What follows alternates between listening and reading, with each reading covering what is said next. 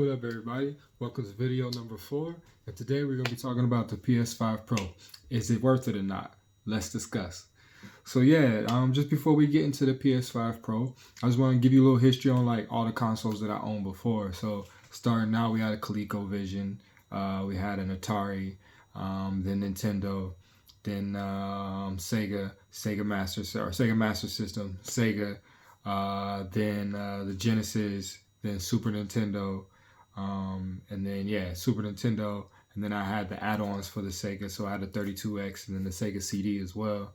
And then from there we went on to PlayStation, and then PlayStation, Nintendo 64, and then what else did my parents got for me? I've been really blessed on when it came to the games. The games is basically like it's been part of my life since a little kid, and they've always kind of, I wouldn't say like supported it, but at the same exact time they really did, look out for me and understood that was a big hobby of mine and something that I really, like to do. But to continue, we had Dreamcast, PlayStation 2, PlayStation 3, Xbox One, Xbox One X, PlayStation 4 Pro, PlayStation 4, PS5, and the Xbox Series X. Pretty much had the rundowns and also the Switch and the Wii.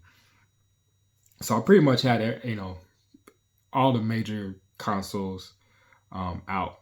I had for handhelds, I did have Advance, and I had a Game Gear. Those were the two. My homie had the Neo Geo joint, and I really wanted to, get one of those, but he got his from Japan, and that joint was too expensive for me to like really try to get one. So we getting into, the Pro, and for those who don't know what a Pro is, it's basically just like a next step up. It's not necessarily the PS6, but it's just like the in-between, because it's been such a few years, and it's kind of like a refresh and update. And for the moment right now, everybody's working towards, doing 60 frames per second and it being 4K, and that being the standard. That's what we was promised with these two new boxes, and for the most part, we haven't really gotten that, just to be honest. So the PS5 Pro is supposed to deliver that, and then some older games that give some clarity to to the existing games that we have now, and some backwards compatible ones as well. And so with that, I remember the last time when we had an iterative system with the PS4 Pro and the Xbox One X. I can remember the significance of the PS4 and the PS4 Pro wasn't necessarily like graphical stuff. I'm gonna be honest with you, my PS4 base sounded like a jet engine, and everybody know that thing was mad loud, like ridiculously loud. So just that little jump alone for me was worth it, because I was on the system heavy, and some games that just was, you had, when you end up getting into the Ghost of Tsushimas, and you getting into the Last of Us 2s, that thing was chugging. So the PS4 Pro was pretty much a demand if you didn't want your house sounding like, you're about to take off and go somewhere. And then for me, I would say if it was the graphical stuff, I think the Xbox One X did what it was supposed to do, because the base Xbox was actually below the base PlayStation 4. So you can see a little bit more of the graphical enhancements. A little bit on the load times is better as well. But I think out of the pros of the upscaled version, I think the Xbox did a little bit better job with the checkerboarding and on the graphics and upscaling. So now, we're back in the same position where the systems have been out for a while, and we're kind of in a weird space because COVID happened, and that was right when these systems came out. It was in the middle of or some places close to the end, some places the middle, depending on where you stay, that COVID was hitting at the time that these systems coming out. So for a lot of the time, most of our perception of these systems were through influencers, through say news sites. It was a first of its kind where you couldn't go in the store and just be like, oh, that's PlayStation 5. Let me see how it moves. You had to really like dig in and, you know, check out your favorite influencers or check out your favorite like media to really see what was up. And then during, you know, you check out at the time Twitter, now X, but you check out that and that was just a fire. That was just fanboys going back and forth on who has the better system, better load times and all that. It was a little crazy moment.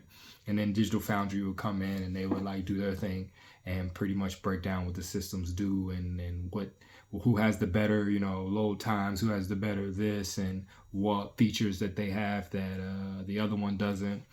And yeah, so it's a crazy time. So now we're here with the PS5 Pro. And for the most part, I look at everybody online. Everyone's going crazy about it. Everyone's, you know, and mostly it's because of the price. And the price for the PS5 Pro is around $700. So yeah, it's like high. But for those who are really into the nerdy stuff and telling you what you're getting out the box for $700 compared, because now only thing we really can compare it to is a PC, and normally PC is on here and new consoles are here for those who don't know. And the PS5 Pro, depending on what you have, I understand if you got a 490, that ain't even scratching the surface. I get you. I don't got $5,000 to $6,000 to be spending on a PC at the moment. But I do want to get a 490, and we'll see how this channel goes, and hopefully it'll grow and Mans can, you know, get his way up to a 490 and really, you know, get at it on the gaming. But for right now, I got to do what I got to do for the money that I have. And I tell you, for the money that I have, I ain't getting a PS5 Pro. Don't have $700 to be dropping on a PS5 Pro when I have a PS5 normal, and I'm not going to lie, they didn't really show me that I needed one, to be honest. And usually I'm the target audience. I'm the dude who buys this stuff early. You know, the whole reason why I said I got the PS4 Pro is because the PS4 base, like I said, it sounded like a jet engine, 100%. And like at the time I was married, so she was like, yo, what you gonna do with this? Because this is, I can't, you know, I can hear this in the room. I can't sleep. So I had to make that decision to make her happy and myself too, because it was loud. And, you know, change up on the systems. So in this case, the PS5 is pretty quiet. The Xbox Series X is dead quiet. And I don't have any problems. And we still ain't at the fidelity that I think we need to change and have it enter a different tier at the moment. You know, maybe when Grand Theft Auto 6 come out, I might change my mind on that. But that's Grand Theft Auto 6. It's the game. It's the game. If you're gonna do this, this is the game for it to do it. So maybe when that comes out, like I said, they thinking about delaying it again. So that's another 6 months to a year to wait. So yeah, I don't need this right now. Now, for you or anyone else that you know may want it, hey man, get it if it's in your pocket range. Because I don't pocket watch. That ain't what I do here. You know, hopefully the people that would follow and, you know, join, we ain't pocket watching. I get it. You know, like if you got the dough to do it and you want to do it, do it. You know what I mean? I'll follow you. Look, oh, okay, I see. Maybe the PlayStation Pro might be something. But for me right now, nah. The price is just a little bit too much. And, you know, it's not like my PS5 is like hurting. Or, you know, my Series X is hurting. And we good for right now, you know. And I'm just trying to put more into making the quality better for this channel and really learning some things. So me dropping $700 when I could be putting that towards the PC and let me be able to play games with you guys and play games online and stream and really build up the channel, I just rather would do that. But, you know, we can talk about some of the pros. Is in the video, as much as it wasn't like super duper clear, but it was clear enough to see, we see a little bit of changes. Just in my opinion, they didn't have the right games to really show, or they could have did a little teaser for Ghost of Tsushima 2, or they could have did like, you know, or maybe waited a little bit longer, do a little promotion deal with Rockstar and have Rockstar come out with like a tech demo of like why Grand Theft Auto 6 is going to be innovative and change, and then use PlayStation's like, okay, in this situation with the PlayStation Pro, we're able to do this, you know. And when you start putting videos out there, of course, anything GTA 6 is marketable to the T. So like, I would have, if I was the head of marketing and we had an ability or something to do like that to promote this, I would have kind of moved in that route. But it's coming out in November, so I don't think they had that much time. And obviously, Rockstar, they really close tight, they tight lipped, so they don't really be putting themselves out there like that. But who knows? You know, Sony right now has the biggest of the mind share of the consoles, and so they could probably bully their way through a little bit more than usual. But yeah, I mean, that's pretty much it for, you know, the stuff that we're going to talk about today. I just wanted to, you know, get that out there. I know a lot of people have their, you know, their sayings and it's too expensive or people are crazy for doing it. Or like I said, we don't get into the politics over here. It's just about the games and how we feel about the games. And I just give you my honest opinion on the things that I like about it and the things I don't.